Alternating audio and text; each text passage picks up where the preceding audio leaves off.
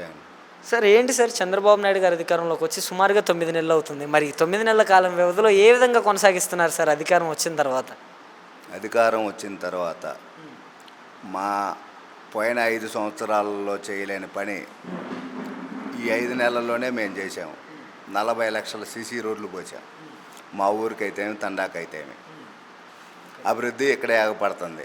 ఎక్కడ మా ఊర్లో ఎటు చూసుకున్నా సరే ఎక్కడ ఇబ్బంది లేకుండా ప్రజలకి చంద్రబాబు నాయుడు గారి తరపు నుంచి అయినా జోలకంటి బ్రహ్మారెడ్డి గారి ఆదేశాల మేరకు కలిసి పనిచేస్తున్నాం. అందరం మేము ఇబ్బంది లేకుండా పనిచేస్తాం జనాలు ప్రజలకి.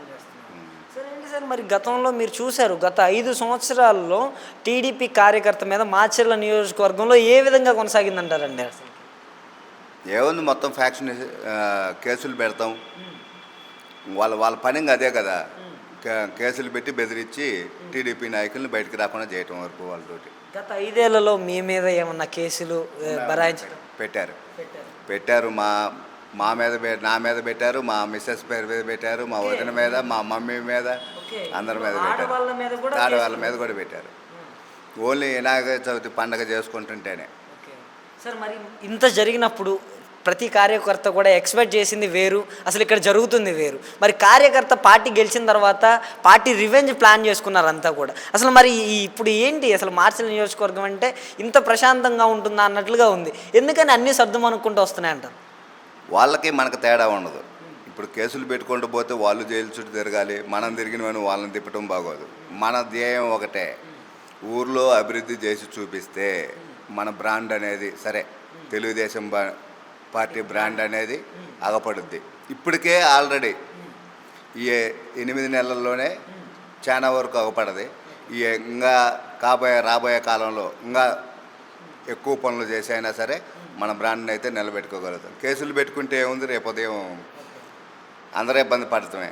చంద్రబాబు నాయుడు గారు డిసప్పాయింట్ చేశారు అనుకోవచ్చా, నాయకుల్ని కావచ్చు కార్యకర్తల్ని కావచ్చు అని? అలాంటిది ఏం లేదు, ఆయన చేసేది ఏం లేదు. మనం అందరం సక్రంగా ఉన్నాం అనుకో, ఎవరిని ఇబ్బంది పెట్టే పని ఉండదు కదా.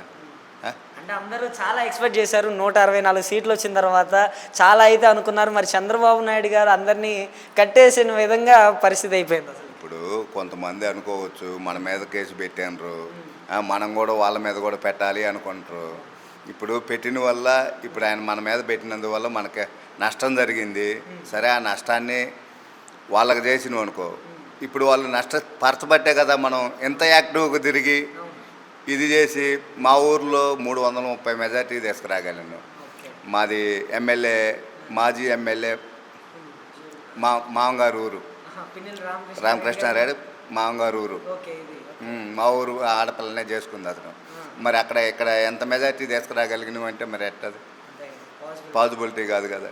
మనం అందరం కసితోటి, అందరూ పిల్లలందరూ పార్టీ నాయకులు అందరూ కసితోటి పనిచేస్తేనే కదా ఇంతవరకు వచ్చింది. ఇప్పుడైతే కార్యకర్తకి భరోసా కలిగించగలుగుతుందంటారు తెలుగుదేశం పార్టీ, లేదా పార్టీలోనే అవకతవకలు ఏమైనా ఉన్నాయా? కార్యకర్తలు అసంతృప్తి ఏమైనా ఉందంటారు? కార్యకర్తలు అంటే అసంతృప్తిగా అంటే ఉంటారు ఎవరో ఒకళ్ళు. ఇప్పుడు నేనేదో పార్టీ వచ్చింది నాకేదో కావాలి అనేది అందరికీ సమన్యాయం చేయలేము. కాకపోతే చేసుకుంటూ పోతాను, అందరికైతే న్యాయం చేస్తాం.